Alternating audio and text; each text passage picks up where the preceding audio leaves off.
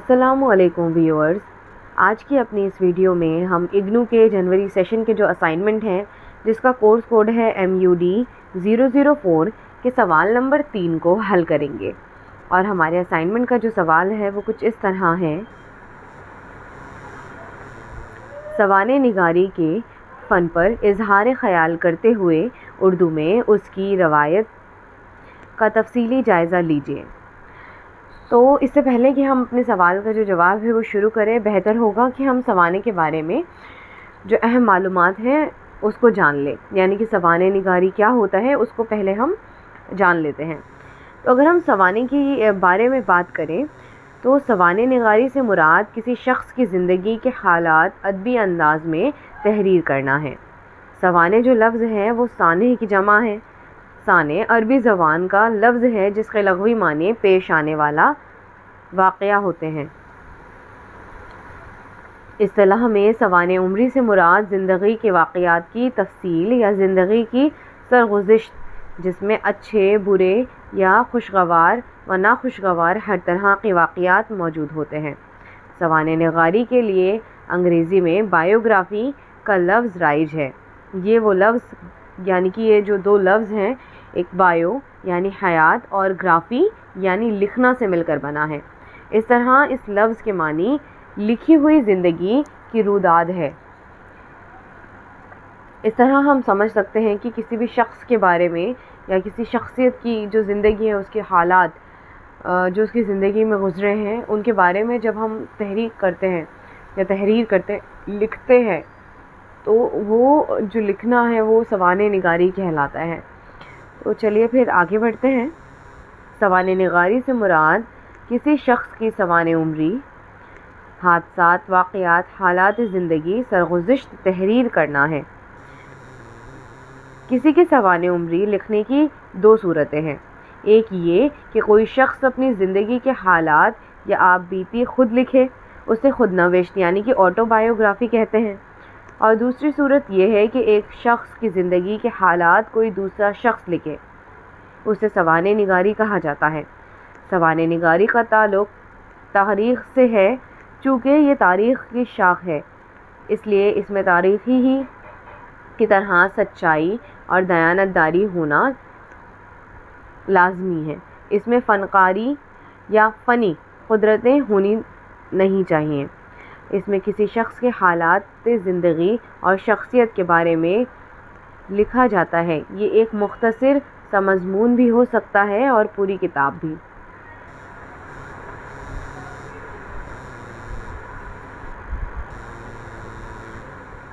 کسی بھی مشہور شخص کی زندگی کے حالات تفصیل کے ساتھ ایک کتاب میں پیش کرنے کا فن سوانح کہلاتا ہے۔ سوانح میں کسی مشہور شخص کی زندگی کی خوبیاں اور برائیاں دونوں بیان کیے جاتے ہیں۔ اور یہاں پر یہ بھی بات دھیان رکھنا لازمی ہے کہ جو سوانح نگاری ہے اس میں مبالغہ آرائی سے پرہیز کیا جاتا ہے۔ اس میں کچھ بھی جھوٹ نہیں لکھا جاتا۔ جو واقعات اصل میں ان کی زندگی میں گزرے ہیں اس کو ہی اس میں شمار کیا جاتا ہے۔ تو سوانح میں نہ تو شخصیت کے بارے میں فرضی واقعات بیان کیے جا سکتے ہیں اور نہ ہی مبالغہ آمیز اسلوب۔ مولانا الطاف حسین حالی کو اردو کا اولین اور سب سے بہترین سوانح نگار کا درجہ حاصل ہے۔ انہوں نے سب سے پہلے شیخ سعدی کی حیات یعنی کہ حیات سعدی، اس کے بعد مرزا غالب پر یادگار غالب اور آخر میں سر سید احمد خاں پر حیات جاوید لکھ کر اردو ادب میں سوانح کی بنیاد رکھی۔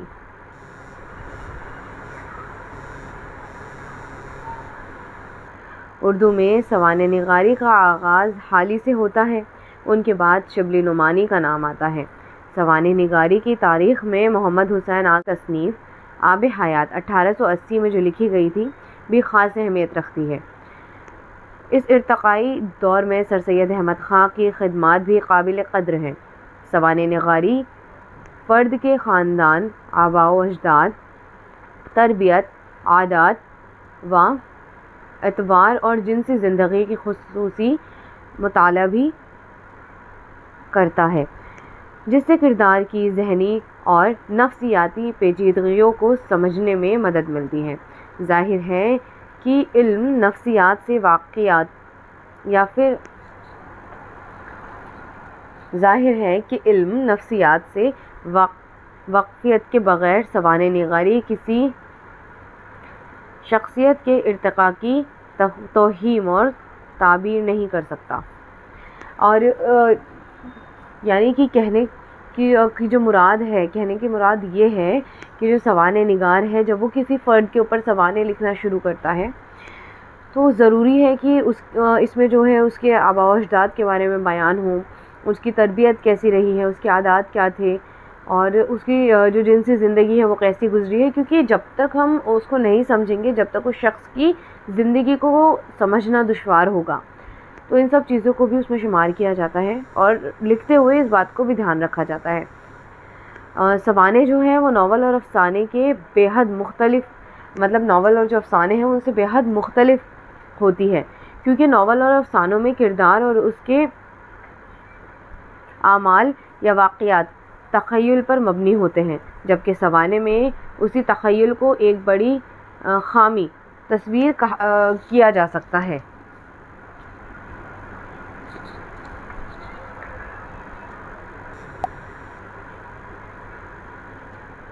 سوانح ناول اور افسانوں سے بے حد مختلف ہوتی ہیں، کیونکہ ناول اور افسانے میں کردار اور اس کے اعمال یا واقعات تخیل پر مبنی ہوتے ہیں، جبکہ سوانح میں اسی تخیل کو ایک بڑی خامی تصور کیا جاتا ہے. یعنی کہ اس میں جو کردار ہیں وہ ہم اپنی من سے نہیں لکھ سکتے، جو اصل زندگی میں رہے ہیں وہی ہم کو بیان کرنے ہوتے ہیں. تو سوانح میں جو ہے کردار، واقعات اور اعمال غرض سب کے سب ہیں وہ حقیقی ہوتے ہیں. مجموعی طور پر یہ کہا جا سکتا ہے کہ سوانح کسی شخص کی داخلی اور خارجی، یعنی کہ اندرونی اور باہری زندگی کے تمام اہم پہلوؤں کی معروضی پیشکش ہوتی ہے، جس میں کردار کی ایک جیتی جاگتی تصویر نظر آتی ہے. سوانح ایک ایسی مکمل دستاویز اور غیر افسانوی نثر کی ایک ایسی صنف بھی ہے جو پیدائش سے لے کر انتقال تک کے تمام تر حالات اور واقعات، افکار و تصورات اور دیگر کارناموں پر محیط ہوتی ہے. اب ہم بات کریں گے کہ سوانح نگاری میں جو مواد کی فہرست ہے وہ کیا ہوتی ہے. تو ہم دیکھیں گے کہ جو سوانح نگاری کی جو ترتیب ہے اس میں سب سے اہم مسئلہ مواد کی جو ہے فراہمی کا ہوتا ہے. مواد کی فراہمی کا جو مسئلہ ہے اس وقت مزید دشوار ہو جاتا ہے جب شخصیت اور مصنف کے درمیان زمانی اور مکانی بعد ہو، یعنی کہ فاصلہ رہا ہو. لہٰذا ایسی شخصیت کا انتخاب سوانح کے لیے زیادہ مناسب ہے جو زمانی اور مکانی بعد نہ رکھتی ہو، یا اس کا مواد قابل حصول ہو اور اس مواد کو برتنے کی مصنف کو مکمل آزادی ہو. مواد کی فراہمی کے متعدد ذرائع ہو سکتے ہیں، جیسے یعنی کہ مطلب یہ ہے کہ جب بھی سوانح نگاری کے لیے ہم کسی شخصیت کا انتخاب کرتے ہیں تو ضروری ہے کہ اس میں ایک تو فاصلہ نہ ہو زیادہ زمانائی، اور جو مکانی ہے وہ فاصلہ کم سے کم جتنا ہوگا اتنا زیادہ بہتر ہو. اور دوسرا یہ بھی ہے کہ آزادی ہونی چاہیے کہ ہم ان کے بارے میں کیا جاننا چاہتے ہیں اور وہ ہمیں آسانی سے معلوم ہو جائے. تو اس میں پہلا آتا ہے ہمارا تصانیف. شخصیت کی مطبوع تصانیف جس سے اچھا خاصا مواد حاصل کیا جا سکتا ہے. دوسرا ہے خود نوشت مواد، جیسے روزنامچے، خطوط، پیاز، یادداشتیں وغیرہ، جن سے شخصیت کے روزمرہ کے معاملات اور نجی اصطلاحات کا حصول ہو سکتا ہے. اس کے بعد ہے معاصر کتب و دستاویز. یہ وہ کتابیں اور دستاویز ہیں جنہیں مصنف کے علاوہ افراد یا سرکاری ملازم تیار کرتے ہیں. ممکن ہے کہ ان میں جس کی سوانح تیار کی جا رہی ہے اس سے متعلق اہم معلومات درج ہو، اس لیے ان سے رجوع کرنے سے اہم مواد تک رسائی ہو جائے، جیسے تاریخ کی کتابیں، تذکرے، ڈائریکٹری، سرکاری gazette, ration card, passport, income tax record, driving licence, medical card, bank passbook, وصیت نامہ، قانونی و تاریخی دستاویز، زمین کے کاغذات وغیرہ اس میں شامل ہیں۔ اس کے بعد ہے خطبے اور نقوش۔ خطبات پر درج اطلاعات، لوح قبر پر موجود تاریخ پیدائش و وفات، مقبروں پر نصب پتھروں میں درج معلومات اور دروازہ یا عمارتوں کی پیشانی پر لکھی ہوئی تخلیات وغیرہ۔ یہ وہ وسائل اور ذرائع ہیں جس پر درج مختصر مگر اہم معلومات مصنف کو ایسے مواد تک پہنچا دیتی ہے جو دوسری جگہ مشکل سے ملتا ہے۔ اس کے بعد ہے ہمارا سوشل میڈیا۔ جیسے کہ ہم سبھی جانتے ہیں کہ آج کل جو ہے وہ سوشل جو میڈیا ہے اس کا رواج کتنا زیادہ ہے، تو فیس بک، یوٹیوب، انسٹاگرام، واٹس ایپ اور اسی طرح کی دیگر سماجی روابط بھی، ویب سائٹیں بھی اس جدید دور میں سوانح کی ترتیب اور افکار و خیالات کے تجزیے میں اہم کردار ادا کرتی ہیں۔ یہ وہ مقامات ہیں جہاں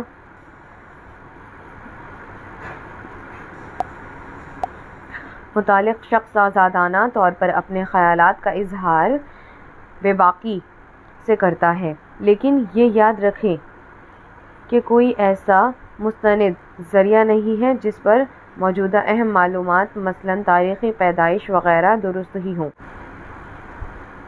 اس لیے یہاں سے مواد حاصل کرنے میں حد درجہ احتیاط لازم ہے، اور اس کے باوجود یہ ایک اہم ذریعہ ہے۔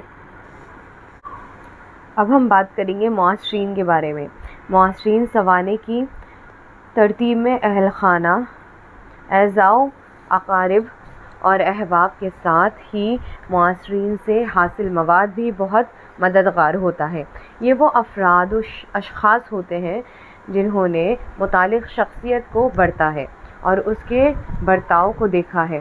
ان میں ہر طرح کے لوگ ہو سکتے ہیں، ایک ساتھ پڑھنے والے، کام کرنے والے اور کاروبار کرنے والے وغیرہ۔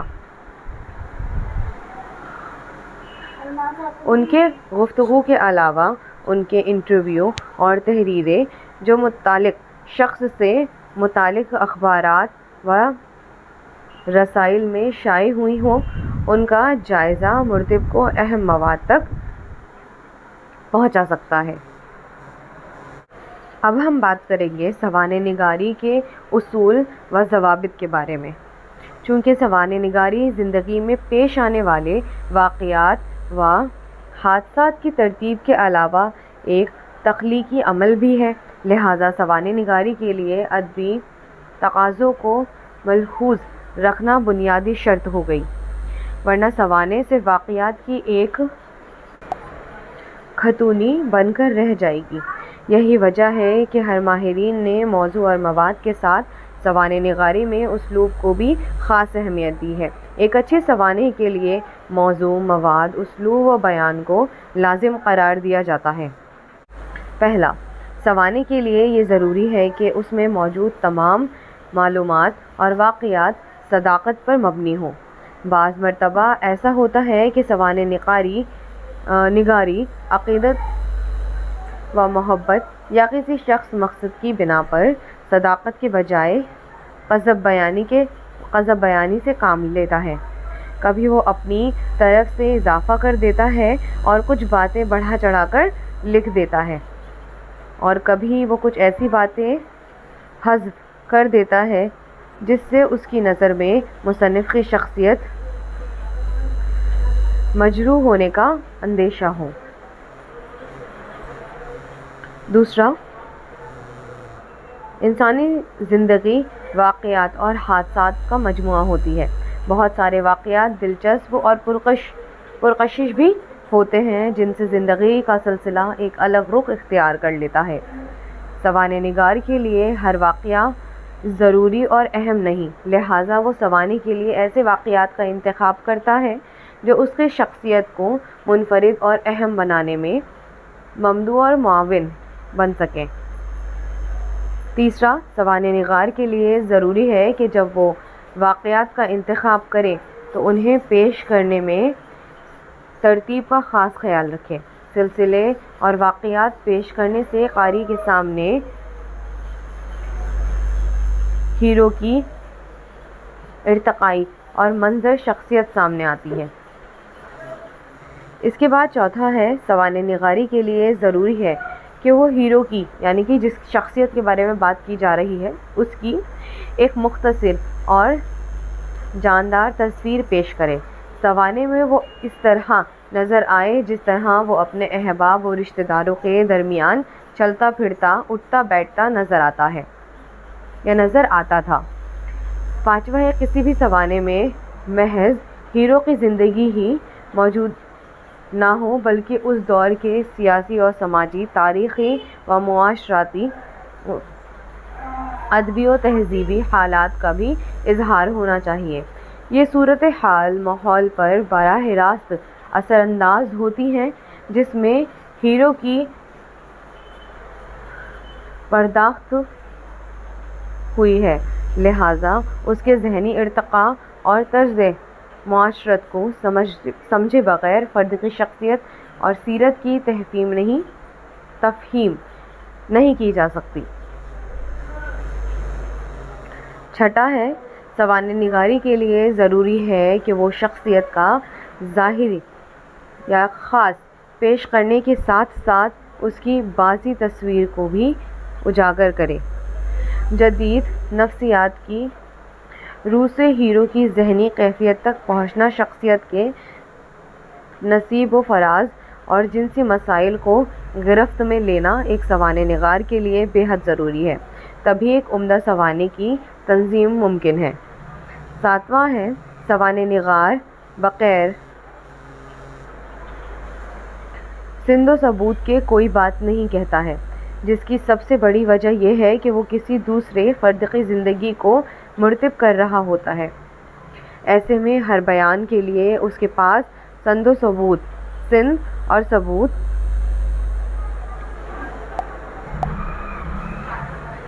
ساتواں ہے، سوانح نگار بغیر سند و ثبوت کے کوئی بات نہیں کہتا، جس کی سب سے بڑی وجہ یہ ہے کہ وہ کسی دوسرے فرد کی زندگی کو مرتب کر رہا ہوتا ہے۔ ایسے میں ہر بیان کے لیے اس کے پاس سند اور ثبوت کا ہونا ضروری ہے۔ مثلاً جس شخص کی سوانح وہ ترتیب دے رہا ہے، اس کی پیدائش کب اور کہاں ہوئی، اس کے والد کون تھے، کہاں اور کن اساتذہ کے حصول علم کیا، اس کی ذاتی زندگی کے متعلق معلومات کے وسائل کیا ہیں، یہ سب کسی دستاویز یا ایسے ذرائع کے حوالے سے لکھا جائے گا جس سے سوانح نگار کے ہر بیان کی تصدیق ہوتی ہو۔ اس کے بعد آٹھواں ہے، چونکہ سوانح کا جو تعلق ہے ادب سے ہے، لہٰذا ادبیت اس کی بنیادی شرط ہے، اور ادبیت دلکشی و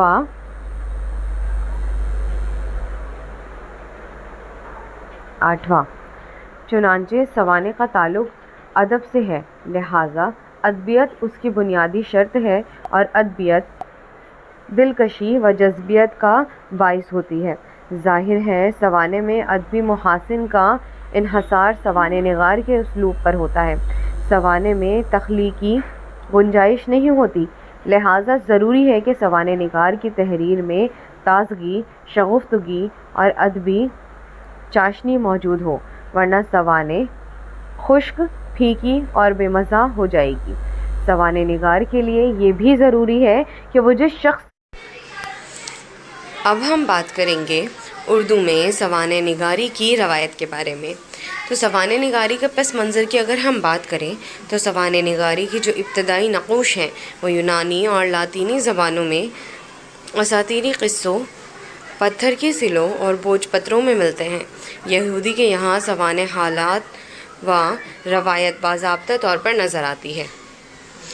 یونان کے ابتدائی زمانے میں ایکسنوفون نے میموریز آف سوکریٹس کو ترتیب دے کر سوانح نگاری کا آغاز کیا۔ اس کے بعد پہلی صدی کے آخر میں پلوٹارک نے پیرلل لائفز کے نام سے کتاب لکھی جس میں 46 افراد کے سوانح خاکے درج ہیں۔ اس کے ہم عصر مصنف ٹیکیٹس نے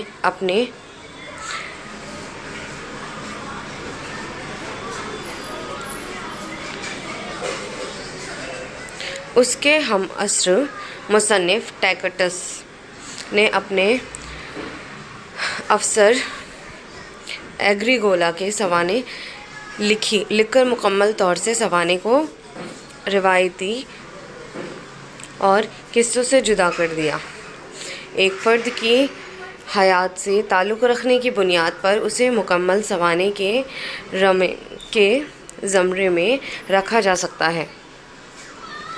جب عقل پر بے انتہا زور دیا جانے لگا اس وقت سوانح نگاری کے فن کو عروج نصیب ہوا اور صحیح واقعات کی اہمیت، خوبیوں کے ساتھ برائیوں کا بیان، باتوانے کے بجائے کہاوتوں باتوں کے خالی بجائے کہاوتوں کا ذکر، واقعات کی تنظیم کا خیال اور پیشکش میں حسن بیانی جیسی باتوں پر زور دیا جانے لگا۔ ڈاکٹر جونز نے ان تمام عناصر کو پیش نظر رکھ کر حیات سوائج تحریر کی اور اس دور کی سب سے اہم سوانح جیمز باسول نے جونز پر تحریر کی، جس میں صداقت، غیر جانبداری اور بے باکی کے ساتھ ذاتی مشاہدے کی بنیاد پر جونز کی حیات ترتیب دی گئی۔ مشرقی ادب میں بھی عربی اور فارسی ادب میں سوانح کی ایک طویل روایت موجود ہے۔ خصوصاً عربی ادب میں ہمیں زیادہ تر مذہبی سوانح ملتی ہیں جن میں ہمارے نبی کے اصحاب اور بزرگان دین کے حالات ملتے ہیں۔ اس کے علاوہ بعض شعراء کے مجموعی احوال بھی پیش کیے گئے ہیں۔ لہٰذا قرآنی آیات کی تشریح و تعبیر کا مسئلہ ہو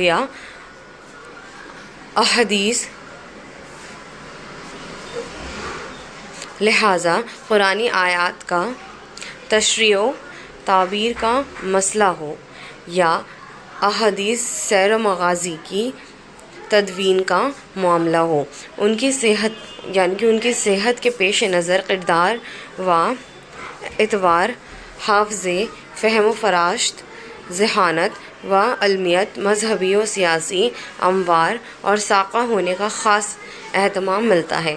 اسی سبب سے غلط بیانی کے امکانات ہمیں کم نظر آتے ہیں۔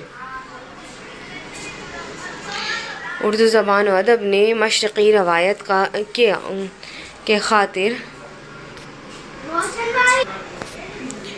خاطر خواہ اثر قبول کیا ہے، جو دکنی ادب میں سوانح اور نیم سوانح عناصر اور منظوم ادب پارو کی صورت میں موجود ہیں۔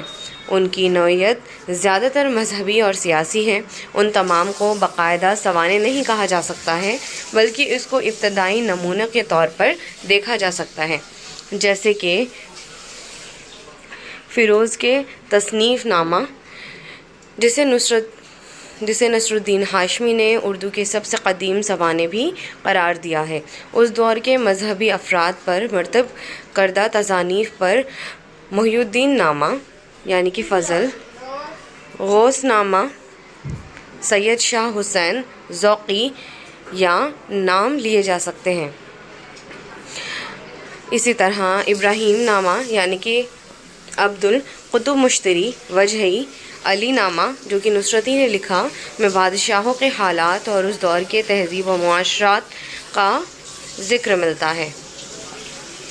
گلشن عشق جس کو نصرتی نے مرتب کیا اور بہرام و حسن بانو آمین میں شاعر کے ذاتی حالات سے واقفیت حاصل ہوتی ہے، تو خاور نامہ جس کو رستمی نے لکھا تھا میں حضرت علی کی جنگوں کا ذکر ملتا ہے۔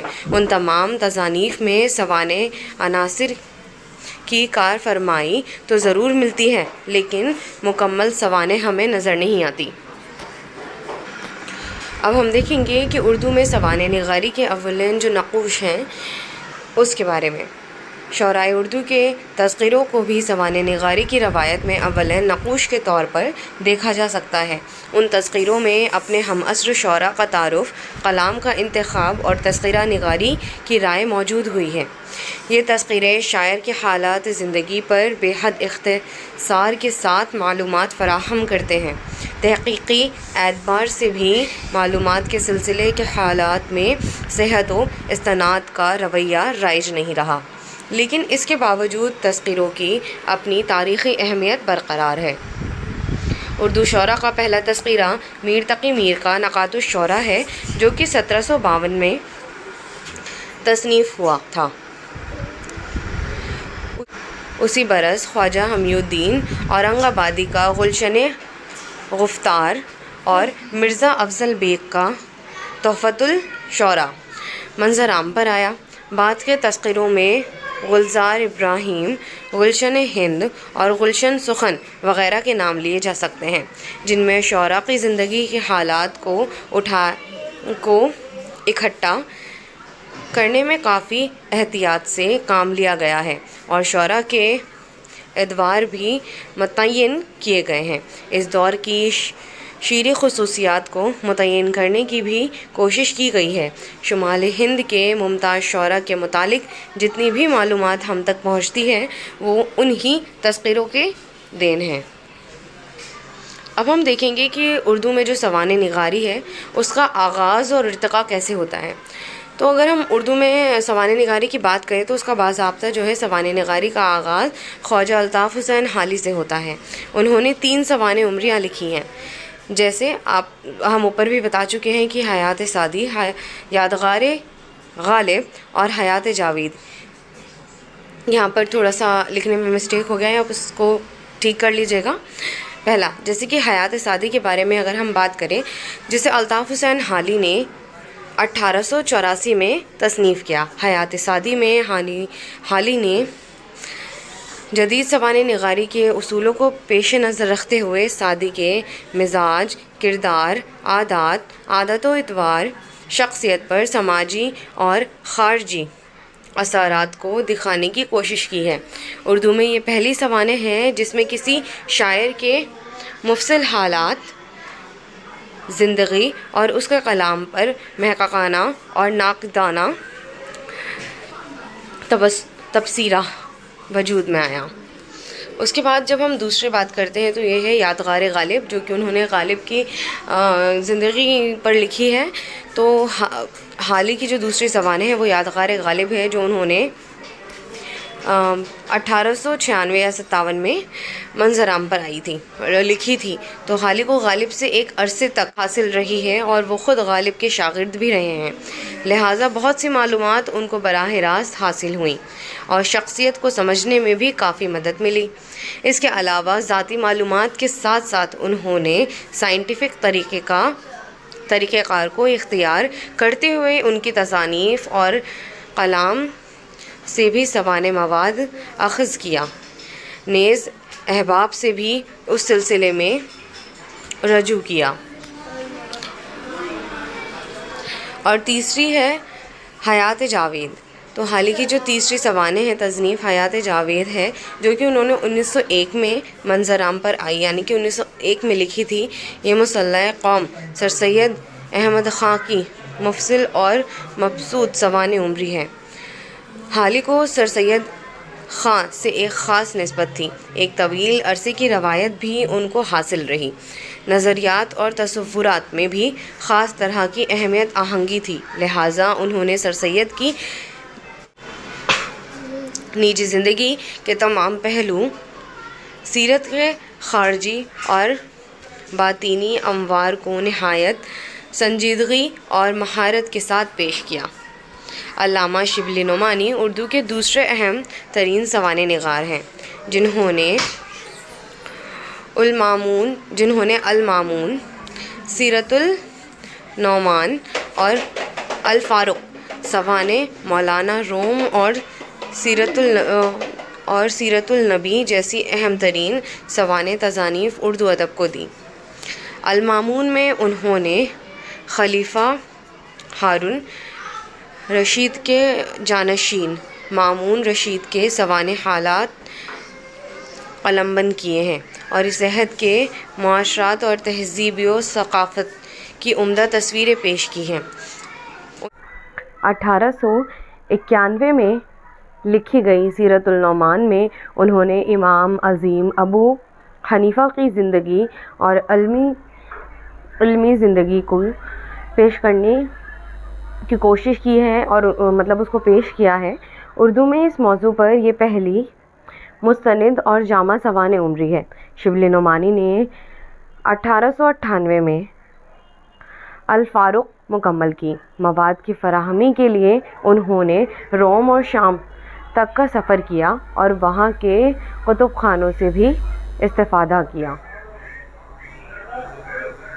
1902 میں انہوں نے امام غزالی کی سوانح حیات الغزالی تصنیف کی، جبکہ دوسری سوانح فارسی کے مشہور شاعر مولانا روم کی سوانح حیات سوانح مولانا روم تصنیف کی۔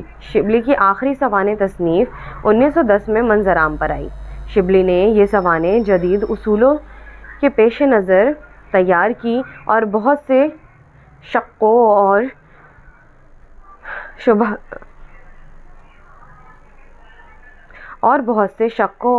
شبہات اور اعتراضات کا جواب منطقی دلائل اور تاریخی شواہد یعنی کہ ثبوتوں کے ساتھ پیش کیا۔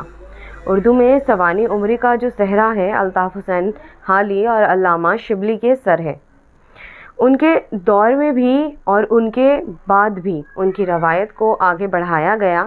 یہ روایت اس قدر مضبوط ہوئی کہ اس نے صنف کی صورت اختیار کر لی۔